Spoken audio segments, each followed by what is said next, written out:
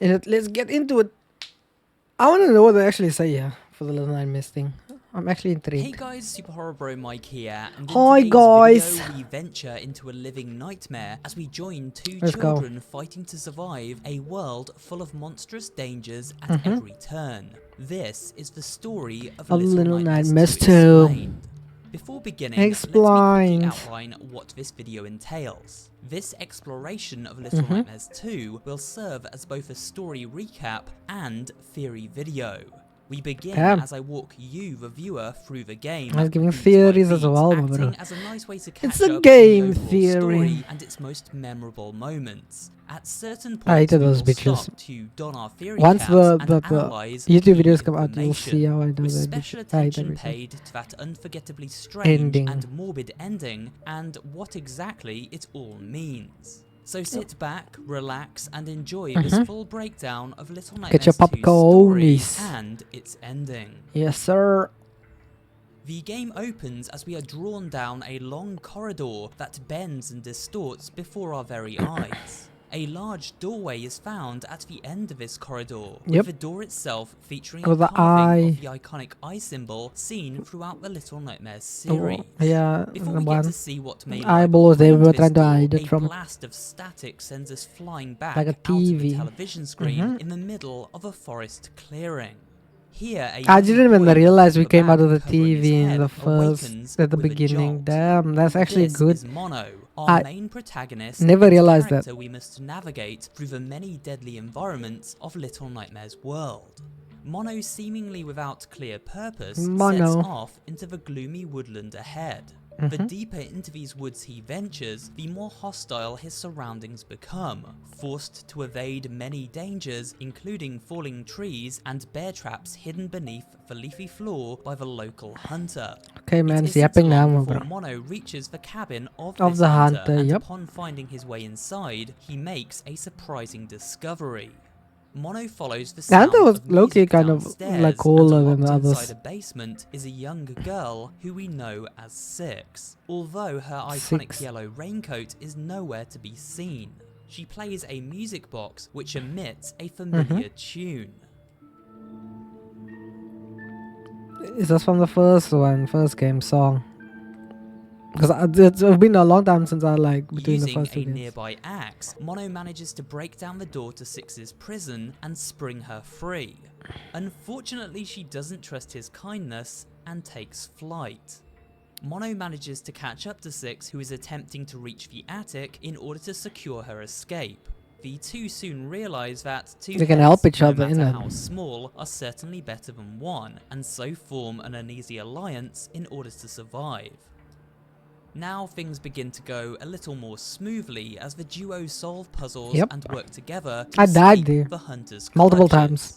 It should also be noted at this point that I will not be going into too much of a detailed analysis and explanation of any These of the are game's really- monsters in this video. That What will do you come mean? in a separate video very shortly. Or if you would like to see each Oh of my these terrors God, in their full uncut bro. form, you can check out my full 5-part playthrough and see how I reacted to each of their various peculiarities.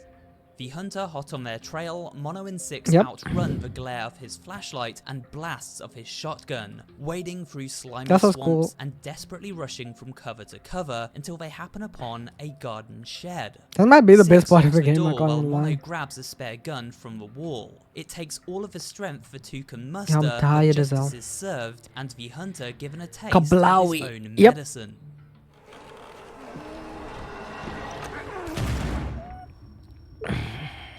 Damn. Clambering onto an old door, Mono and Six take an awkward ride across a misty lake. Six seems deeply troubled, and this unrest seems to be about more than the recent act of murder she just partook in. After all, she is no stranger to that. Damn. However, So there this is comes time to after contemplate part one why, then, as I'm the guessing. children soon find themselves washed ashore outside of a giant urban settlement. This colony is known as the Pale City. The buildings literally Where do people learn behind this stuff, by the them way? under 'Cause it's like strain, never the transmission said anyway. emanating from a structure at its center known as the Signal Tower. The tower is able to distort the very world around it and is responsible for the twisted appearance of the characters living within this nightmarish universe. At this time, Is that we the- learn a what? Hey, yo. startling revelation in regard to Mono himself. He approaches a television which seems to be broadcasting a harmful signal. Upon Yep, touching because the everyone is screen, addicted to Mono it. is able to warp and bend the image within. Yep. An image we are familiar with as it forms the hallway scene during the opening sequence of the game. And every time we Mono go do it, straightens out this we go into bendy it. tunnel and is then warped inside the screen itself. As he heads for the door at the far end, time itself begins to slow, and Mono is ejected back into reality. For now, the hazardous transmission has been calmed, but what could lie behind the door in that in-between dimension? And why exactly is it calling out to Mono? Mono and Six make their way inside the Pale City, and it isn't long before an ominous building blocks their path forward, a creepy old schoolhouse. Making their way inside this building leads to all manner of hardship.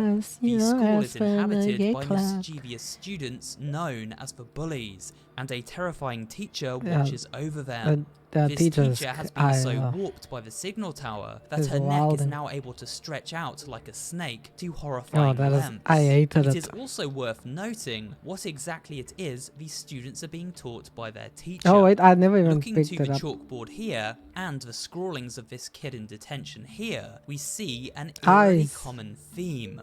Sketches of those all too familiar eyes, and furthermore, the ominous signal tower itself. It seems the broadcast infects every facet of this world, corrupting the very minds of its inhabitants and brainwashing them into blindly worshipping its rogue transmission.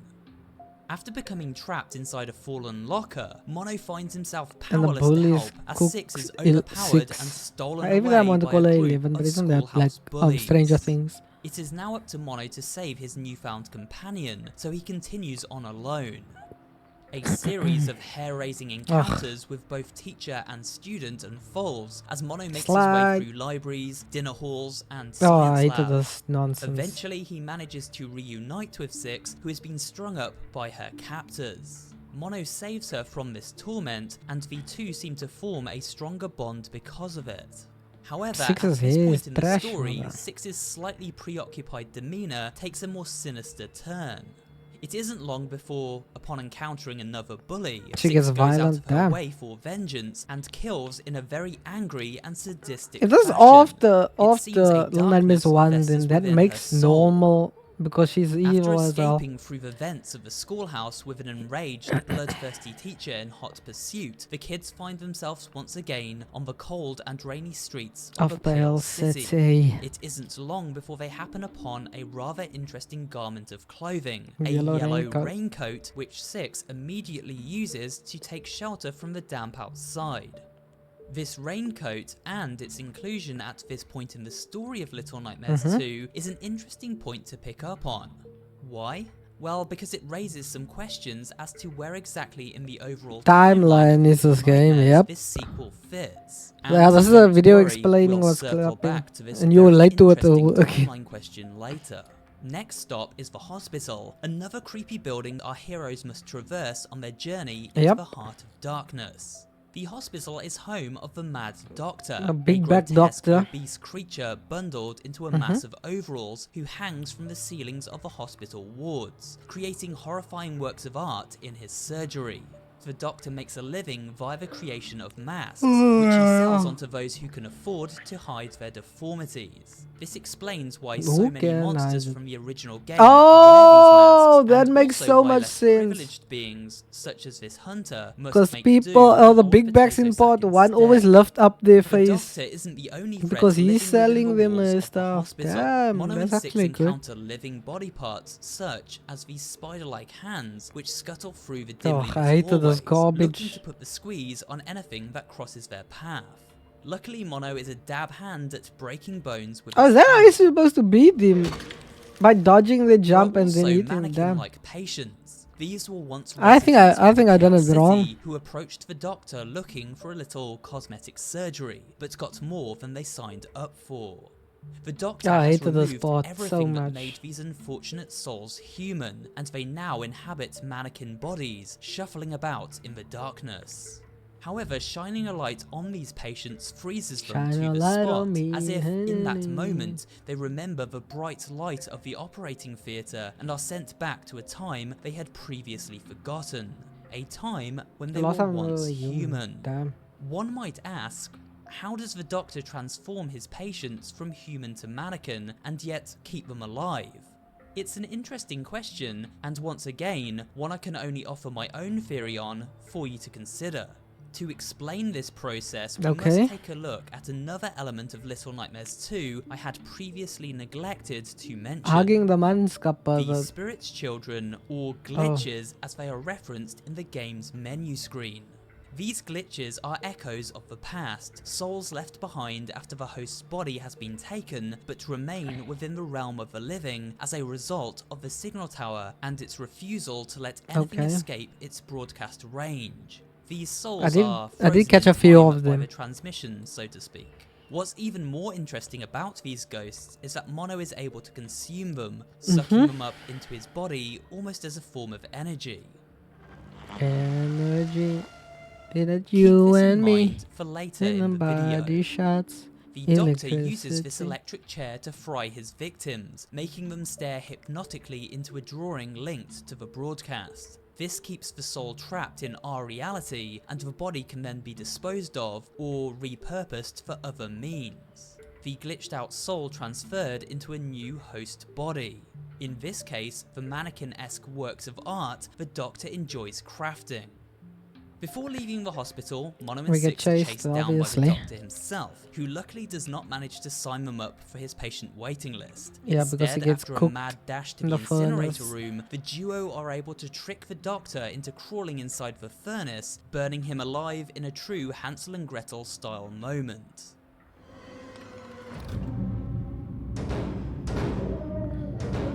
Blood got cooked literally. Mono and Six leave the hospital behind, now on the final leg of their great adventure. They make their way through the city streets and toward the signal tower at its center. This is where they first encounter the townsfolk. These city dwellers are known as the viewers and stare hypnotically into their television screens, transfixed by the audio and visual oddities transmitted. Some even take things a little too far, falling to their deaths in a desperate attempt to get closer to these screens, while others find the signal tower so calming that they give themselves to the broadcast completely, falling from the tops of buildings as their life force is sapped away. I think this video is coming out like in 2 weeks time, Monday, when I play this This is a direct result of the distortion affecting the world of Little Nightmares as a result of the signal tower and its broadcast. We see just what kind of effect this transmission has on brick and mortar around the Pale City, so it's no surprise this distortion causes such affliction and deformity to flesh and bone, which of course is far weaker and more malleable. You may also ask, why are the clothes of these viewers found throughout the city streets and its buildings, as if the people wearing them up and vanished? This question is answered very soon, so hang tight. While exploring a dilapidated building, Mono discovers another TV set broadcasting a powerful transmission. It Once goes again, there he and goes through inside. the door. However, this time he manages to hold out and reach the door at the end of the hallway, but within Little Nightmares 2 Mono only wishes he starts hadn't. on next Opening the Monday door for releases YouTube. a powerful entity from within, a tall, lanky, all-powerful phantom known as the Thin Man. Just like Mono, bro. Thin I Man used to is be able one of that transition back in the between day. world within the television screens and our own reality.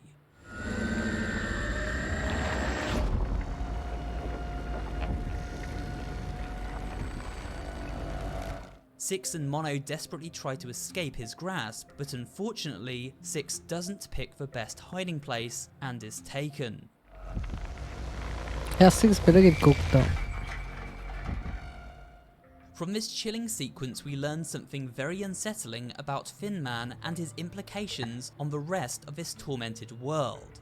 It seems he claims the bodies of these victims. The glitches of the children we find around this world are a result of his actions. Thin Man claims his prey, leaving only an echo of their existence behind, captured in time by the signal tower's transmission. This also explains why the clothes of these viewers have been left behind. As a tweet on the official Nightmares account states, "Where they're going, they won't need these anymore."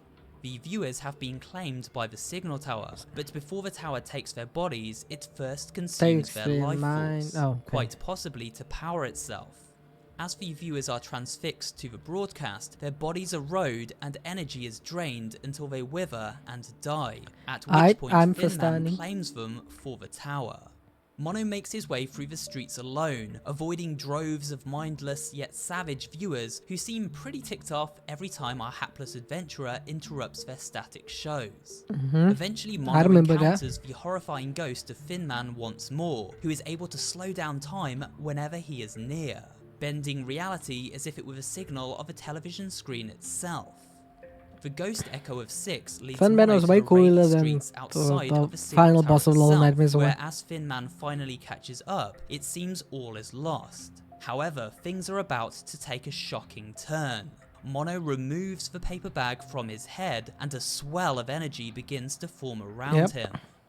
And We I noted started earlier in the cooking. video that Mono had the ability to access the dimension in between worlds, a place from which the signal tower seems to exist. He also had the ability to consume the glitches of those children taken by Thin Man.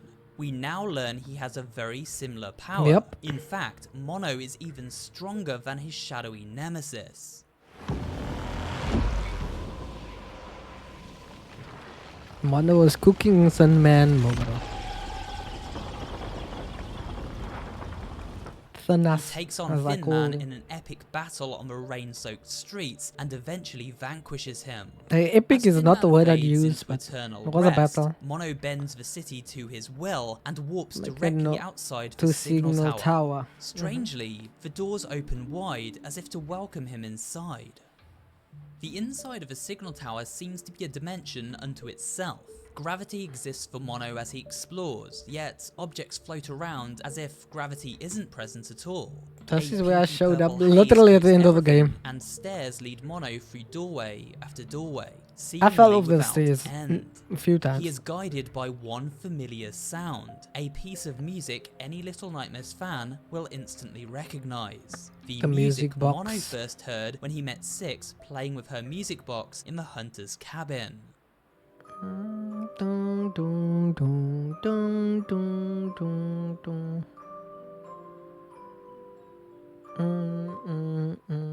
Eventually, this music leads Mono to a strange room full of children's toys, and in this room, he makes a terrible discovery. Six has become warped and distorted herself, bent to the will of the signal tower, and twisted into a giant nightmarish abomination. Yep. She closely guards a music box, which she seems very protective over as if it soothes her torment. Mono realizes this music I box want to holds some destroy kind of the power over his friend, music and so box. takes a hammer Yep. and smashes it with all of his might.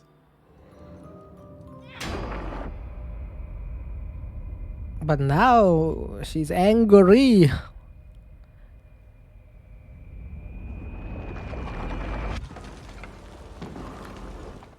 This sends Six into a fit of furious rage and causes the She tower clapped to me begin a few revealing times. its true form. As Six chases Mono through the ever-changing halls of this structure, its walls transform from plaster to flesh. Everything in this place is fake, an illusion to mask the evil festering within.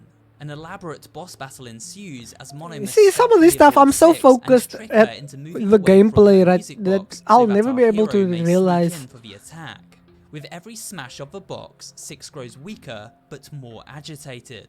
Whenever Mono strikes the music box, he is thrown into darkness and must locate a wooden doorway and axe to break through in order to return Like, to how his am I in the tormented chase friend. scenes? I have to focus on the It seems background, signal changing tower and is able to morphing. pull Like, from I one's can't do own all that. memories. In Mono's case, it uses a memory he associates with Six, when Oh, he damn. first freed her from imprisonment in the hunter's cabin, and applies it to his quest to free her here.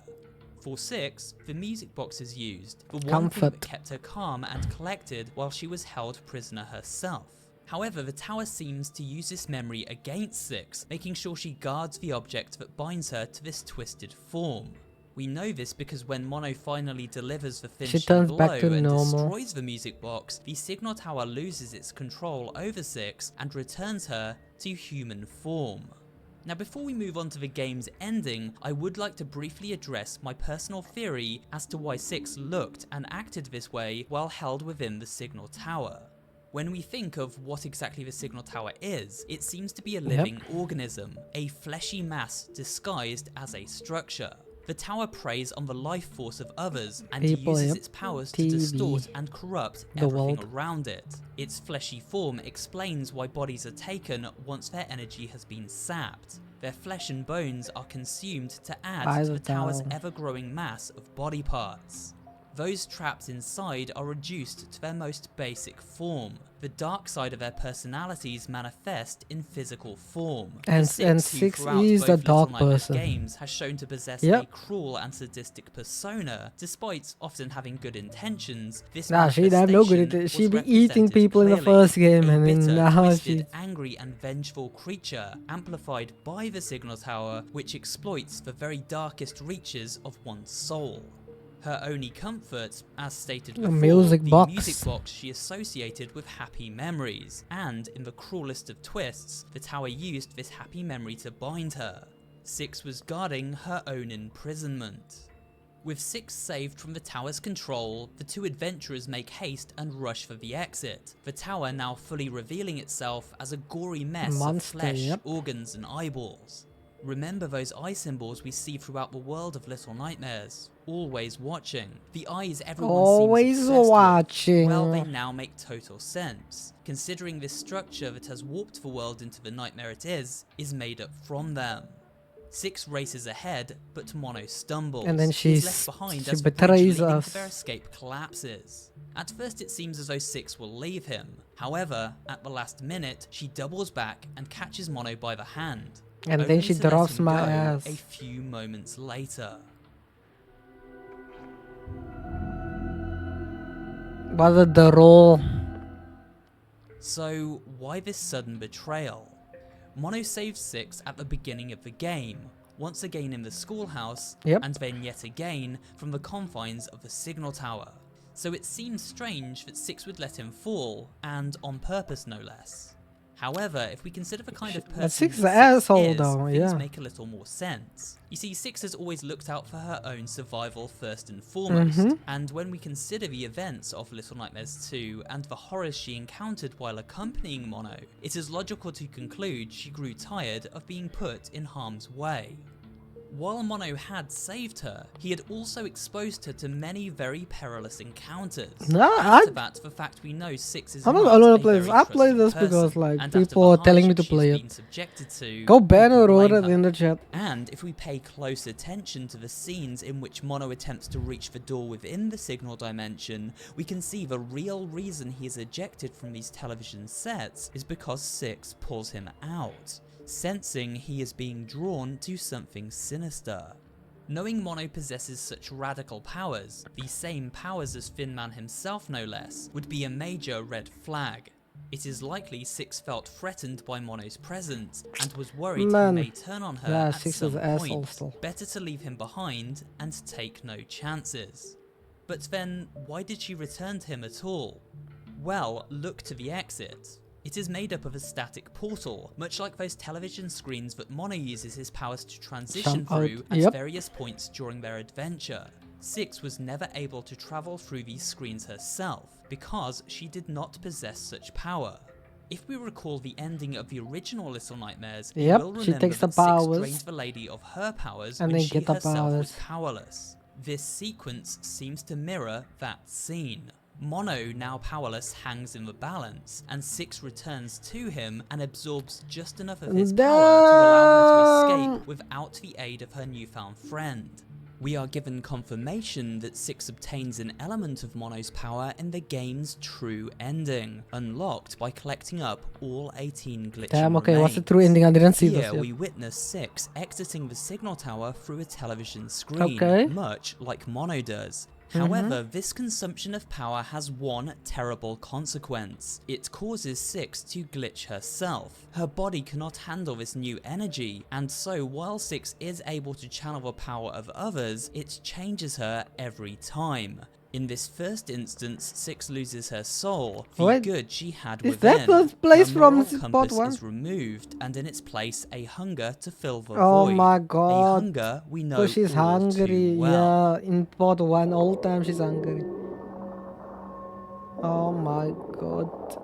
That's right, Little Nightmares 2 It's a is no prequel. sequel, but a stealth prequel to the events of the original Little Nightmares.